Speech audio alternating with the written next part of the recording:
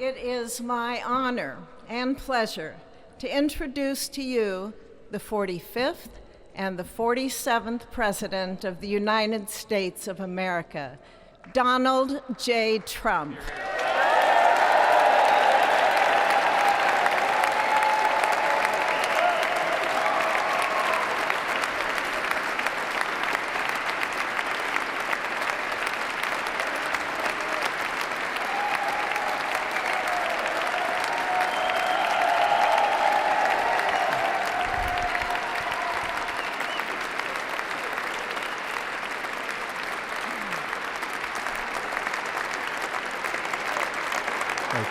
Thank you very much, everybody. Well, thank you very, very much. Vice President Vance, Speaker Johnson, Senator Thune, Chief Justice Roberts, Justices of the United States Supreme Court, President Clinton, President Bush, President Obama, President Biden, Vice President Harris, and my fellow citizens. The golden age of America begins right now.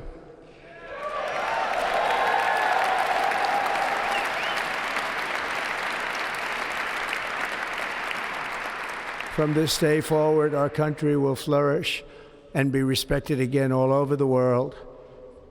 We will be the envy of every nation, and we will not allow ourselves to be taken advantage of any longer. During every single day of the Trump administration, I will very simply put America first.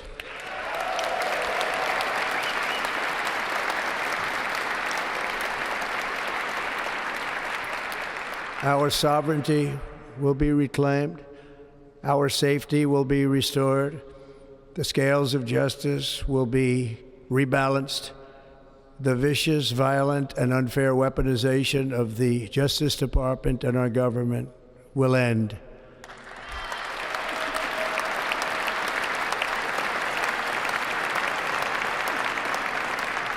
And our top priority will be to create a nation that is proud, prosperous, and free.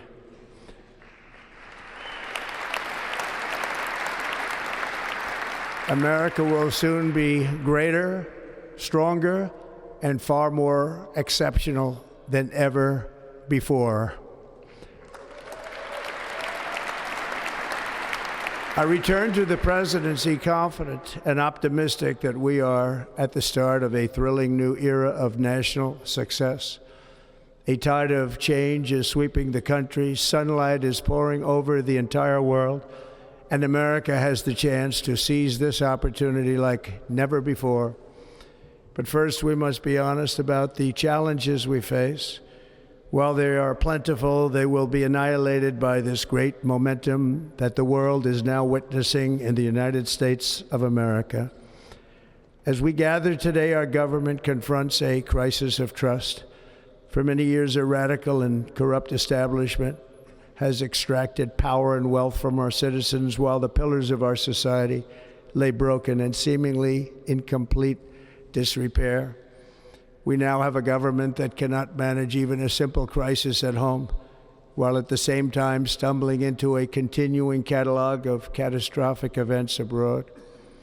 It fails to protect our magnificent, law-abiding American citizens, but provides sanctuary and protection for dangerous criminals, many from prisons and mental institutions that have illegally entered our country from all over the world. We have a government that has given unlimited funding to the defense of foreign borders, but refuses to defend American borders or, more importantly, its own people. Our country can no longer deliver basic services in times of emergency, as recently shown by the wonderful people of North Carolina, been treated so badly.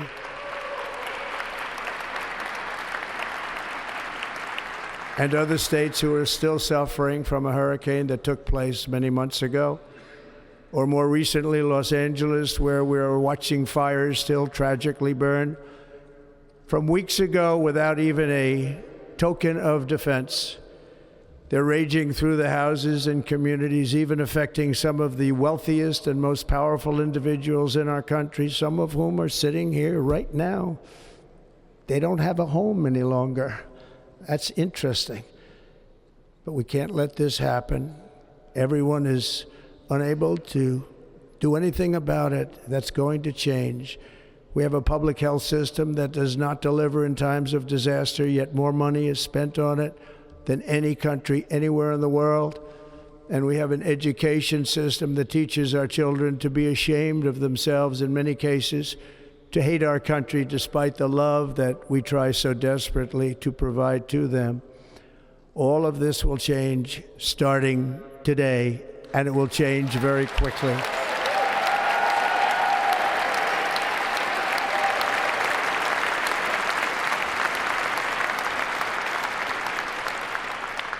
My recent election is a mandate to completely and totally reverse a horrible betrayal and all of these many betrayals that have taken place, and to give the people back their faith, their wealth, their democracy, and indeed their freedom.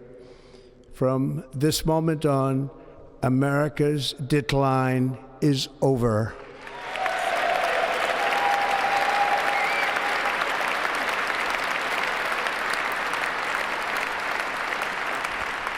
Our liberties and our nation's glorious destiny will no longer be denied, and we will immediately restore the integrity, competency, and loyalty of America's government. Over the past 8 years, I have been tested and challenged more than any president in our 250-year history, and I've learned a lot along the way. The journey to reclaim our republic has not been an easy one, that I can tell you. Those who wish to stop our cause have tried to take my freedom and indeed to take my life. Just a few months ago in a beautiful Pennsylvania field, an assassin's bullet ripped through my ear.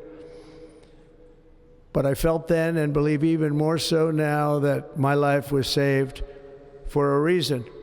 I was saved by God to make America great again.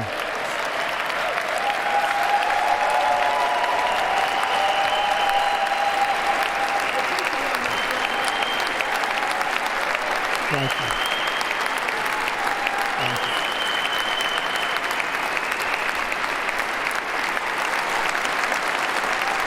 Thank you very much.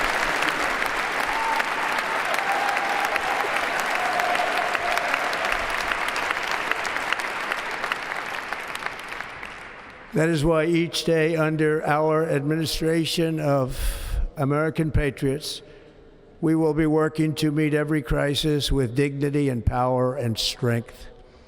We will move with purpose and speed to bring back hope, prosperity, safety, and peace for citizens of every race, religion, color, and creed. For American citizens, January 20th, 2025 is Liberation Day.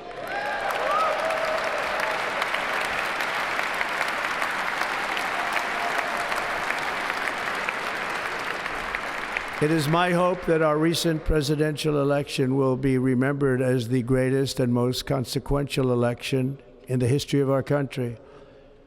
As our victory showed, the entire nation is rapidly unifying behind our agenda with dramatic increases in support from virtually every element of our society, young and old, men and women, African Americans, Hispanic Americans, Asian Americans, urban, suburban, rural. And very importantly, we had a powerful win in all 7 swing states. And the popular vote, we won by millions of people. To the Black and Hispanic communities, I want to thank you for the tremendous outpouring of love and trust that you have shown me with your vote. We set records, and I will not forget it. I've heard your voices in the campaign, and I look forward to working with you in the years to come. Today is Martin Luther King Day, and his honor, this will be a great honor, but in his honor we will strive together to make his dream a reality. We will make his dream come true.